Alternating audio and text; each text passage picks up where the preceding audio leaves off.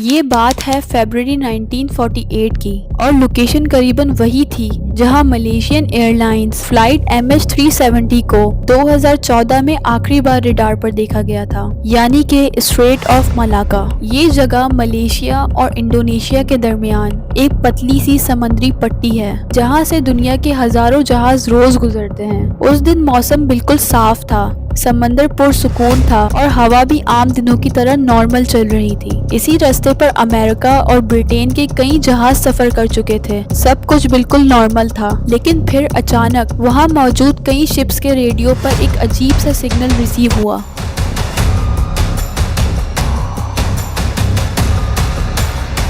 SS اورنگ maiden کا راز۔ یہ جو عجیب سے ملنے والا سگنل تھا، یہ مورس کوڈ فارمیٹ میں تھا۔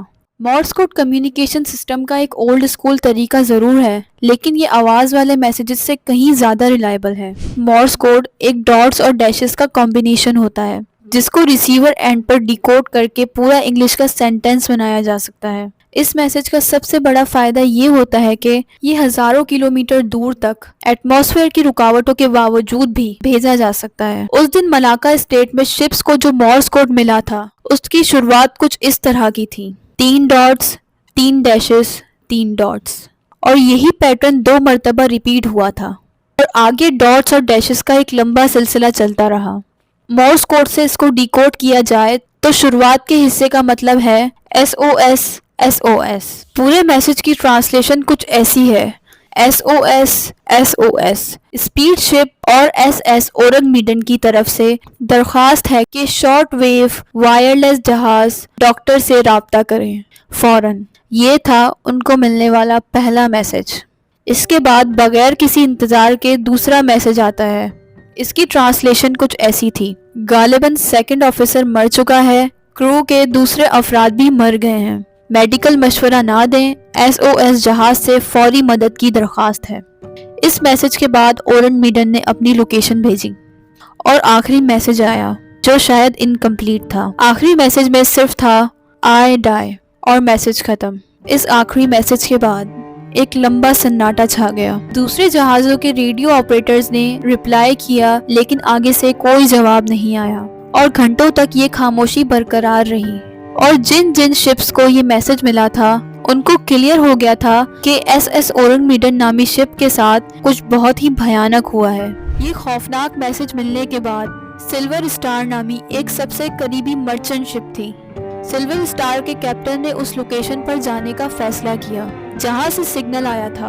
انہوں نے اپنا رستہ بدلا اور SS اورنگ میڈن کی طرف بڑھنے لگے۔ پہلے تو انہیں ایسا لگ رہا تھا کہ شاید جہاز ڈوب رہا ہو یا حملہ ہوا ہو۔ کئی گھنٹوں کے سفر کے بعد جب سلور اسٹار اس لوکیشن پر پہنچی تو انہوں نے دوربین کی مدد سے دیکھا کہ وہاں ایک بحری جہاز کھڑا ہے، اور جب وہ اور زیادہ قریب پہنچے تو سلور اسٹار کا کریو یہ دیکھ کر حیران تھا کہ SS اورنگ میڈن بالکل ٹھیک حالت میں ہے، نہ کہیں سے ڈیمیج تھا، نہ ہی اس میں پانی بھرنے کے کوئی نشانات تھے۔ وہ بس خاموشی سے پانی کے اوپر تیر رہا تھا۔ عجیب بات یہ تھی کہ اسٹیم انجن ہونے کے باوجود اوپر چمنی سے دھواں نہیں نکل رہا تھا، ڈیک پر کوئی حرکت نہیں تھی۔ اتنا بڑا بحری جہاز اور بالکل خاموش۔ سلور اسٹار کے کیپٹن کو کچھ سمجھ نہیں آیا۔ انہوں نے لاؤڈ اسپیکر پر کئی کالز دی، ہارنز بجائے، لیکن وہاں سمندری لہروں کے سوا کوئی اور آواز نہیں تھی۔ آخر کار سلور اسٹار کے کیپٹن نے فیصلہ کیا کہ وہ اپنی ایک ریسکیو ٹیم جہاز پر بھیجیں گے تاکہ اس راز سے پردہ اٹھایا جا سکے۔ جب ریسکیو ٹیم SS اورنگ میڈن پر چڑھی تو اندر کا ماحول کافی ٹھنڈا ہو رہا تھا، بالکل خاموشی چھائی ہوئی تھی۔ اتنے میں ان کی نظر پہلی لاش پر پڑی۔ یہ کوئی عام لاش نہیں تھی، بلکہ اس آدمی کا چہرہ خوف سے بگڑا ہوا تھا۔ اس کی آنکھیں اور منہ پورے کھلے ہوئے تھے۔ ایسا معلوم ہو رہا تھا کہ اس وقت اس نے انتہائی خوفناک منظر دیکھا ہو۔ اس کی باڈی اکڑی ہوئی تھی اور ہاتھ آگے کی طرف پھیلے ہوئے تھے، جیسے وہ کسی چیز کو روکنے کی کوشش کر رہا ہو۔ ریسکیو ٹیم آگے بڑھی تو انہیں اور بھی لاشیں ملی۔ ڈیک پر ہر طرف ڈیڈ باڈیز بکھری ہوئی تھی۔ کیپٹن اپنی جگہ پر ہی مرا ہوا تھا، باقی آفیسرز برج پر مرے ہوئے تھے، یہاں تک کہ شپ کا کتا بھی مرا ہوا ملا۔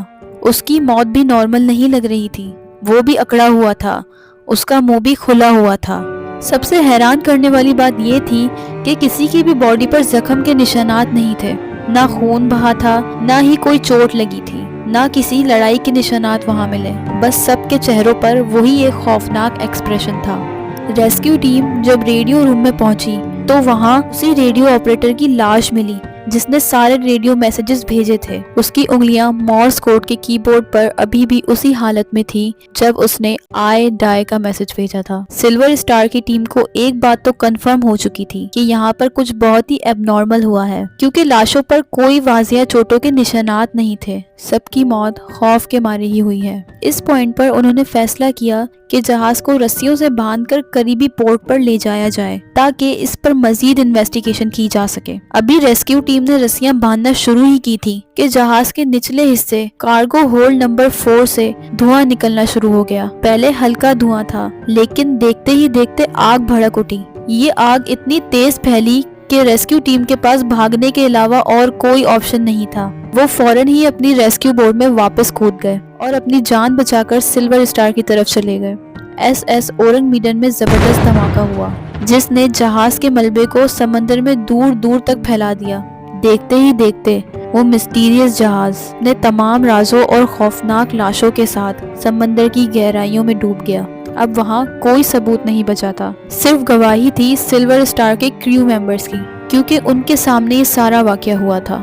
شپ کے کوئی ثبوت ہی موجود نہیں تھے، اسی لیے لوگوں نے اسے من گھڑت کہانی کہا اور کچھ لوگ اس پر کانسپریسی تھیوریز بنانے لگے۔ کچھ ریسرچرز کا کہنا تھا کہ ایس ایس اورنگ میڈن نام کا جہاز آفیشلی رجسٹر ہی نہیں تھا۔ لارڈ شپنگ رجسٹر جو دنیا کے تمام جہازوں کا ریکارڈ رکھتا ہے، اس میں اس جہاز کا کوئی نام نہیں ملا۔ اور دوسری طرف اس واقعے پر یقین رکھنے والے ریسرچرز مانتے ہیں کہ یہ ورلڈ وار 2 کے فوراً بعد کا دور تھا۔ اس وقت بہت سے بحری جہاز فیک ناموں سے چلتے تھے یا رجسٹر ہی نہیں ہوتے تھے۔ ہو سکتا ہے ایس ایس اورنگ میڈن بھی ان میں سے ایک ہی ہو، یا وہ کسی انلیگل ایکٹیویٹی میں ملوث ہو، تبھی اسے رجسٹر ہی نہیں کروایا گیا۔ اس واقعے کے حوالے سے سب سے زیادہ مانی جانے والی اور لاجیکل تھیوری یہ تھی کہ ایس ایس اورنگ میڈن پر کوئی خطرناک کیمیکل لوڈڈ تھا۔ یاد ہے کہ اس وقت ورلڈ وار 2 ابھی ختم ہوئی تھی۔ جاپان اور جرمنی کے پاس بہت سے ڈیڈلی کیمیکلز ہوا کرتے تھے۔ کہا جاتا ہے کہ یہ جہاز اسی ڈیڈلی کیمیکلز کی اسمگلنگ کر رہا تھا، جس میں پوٹیشیم سائنائڈ اور نائٹرو گلیسرین بھی موجود تھے۔ ایکسپرٹس کے مطابق اگر سمندر کا نمکین پانی پوٹیشیم سائنائڈ کے ساتھ مل جائے تو اس سے بہت زہریلی گیس نکلتی ہے۔ یہ انسان کے لنگز میں جا کر کیمیکل ری ایکشن کرتی ہے اور دم گھٹنے کی وجہ سے فوراً موت ہو سکتی ہے۔ اس تھیوری سے یہ بات سمجھ آتی ہے کہ باڈیز پر کوئی زخم کیوں نہیں تھے۔ نائٹرو گلیسرین کی بات کی جائے تو وہ ایک ایکسپلوسیو کیمیکل ہوتا ہے۔ اگر اسے صحیح طرح سے سٹور نہ کیا جائے تو وہ خود بھی پھٹ سکتا ہے۔ ہو سکتا ہے ریسکیو ٹیم نے جو آگ دیکھی تھی وہ اسی کیمیکل کا نتیجہ ہو۔ ایس ایس اورنگ میڈن کی حقیقت آج بھی سمندر کی گہرائیوں میں دفن ہے۔ ہم صرف اندازہ لگا سکتے ہیں۔ اگر ہم لاجیکل ہو کر سوچیں تو کیمیکل لیک تھیوری سب سے زیادہ اسٹرانگ لگتی ہے۔ جیپنیز وار کے کیمیکلز، ان کی اسمگلنگ اور سیفٹی کی کمی نے شاید ان بیچارے سیلرز کی جان لے لی۔ یہ واقعہ دنیا کے ان چند واقعات میں سے ایک ہے جو انہیں یاد دلاتا ہے کہ سمندر اپنے اندر کتنے راز چھپائے بیٹھا ہے۔ آج بھی جب جہاز اسٹریٹ آف ملاکا سے گزرتے ہیں تو پرانے سیلرز اور ایس ایس اورنگ میڈن کی کہانی یاد کرتے ہیں۔